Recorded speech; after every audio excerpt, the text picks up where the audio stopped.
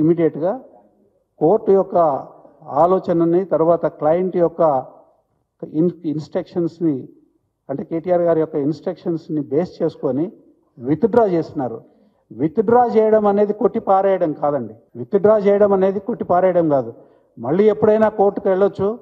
తర్వాత ఇవాళ కాంగ్రెస్ నాయకులు తర్వాత వాళ్ళ మీడియా పర్సన్స్ ఎవరైతే ఉన్నారో చాలా అతిగా దీని మీద రియాక్ట్ అవ్వడం చాలా నవ్వొస్తా ఉంది. ఎందుకంటే సోనియా గాంధీ గారు, రాహుల్ గాంధీ గారు నేషనల్ హెరాల్డ్ కేసులో సుప్రీంకోర్టుకు వెళ్ళి వాళ్ళ మీద ఉన్న ఎఫ్ఐఆర్ రద్దు చేయాలని మాట్లాడిన సందర్భం ఉన్నది, కేసు వేసిన సందర్భం ఉన్నది, ఎస్ఎల్పీనే వేసిన సందర్భం ఉన్నది.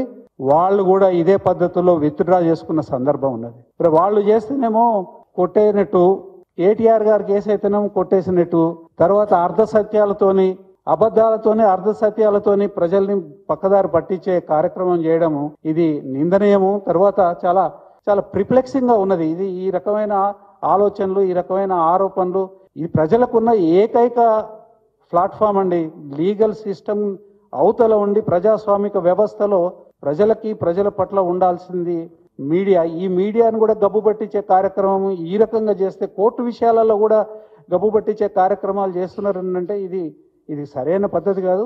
కేటీఆర్ గారు ఖచ్చితంగా ఆయన అనేక సందర్భాలలో చెప్పినారు, న్యాయ వ్యవస్థ మీద నమ్మకం ఉన్నది, ఖచ్చితంగా నేను విచారణకి సహకరిస్తానని చెప్పారు. ఆల్రెడీ ఒకసారి విచారణ జరిగిన తర్వాత అది కంక్లూడ్ అయ్యేదాకా విచారణకి సహకరించాలనే ఉద్దేశంతోనే సుప్రీంకోర్టులో లాయర్కి విత్డ్రా చేసుకోమనే ఇన్స్ట్రక్షన్ ఇవ్వడం మూలంగా ఈ కేసుని విత్డ్రా చేసుకున్నారు. ఈ విత్డ్రా చేసుకున్న దాంట్లో ఏ అంశాలు ఉన్నాయో మళ్ళీ అవసరం అనుకుంటే మళ్ళీ కూడా వీటిని యాజిటేట్ చేస్తారు.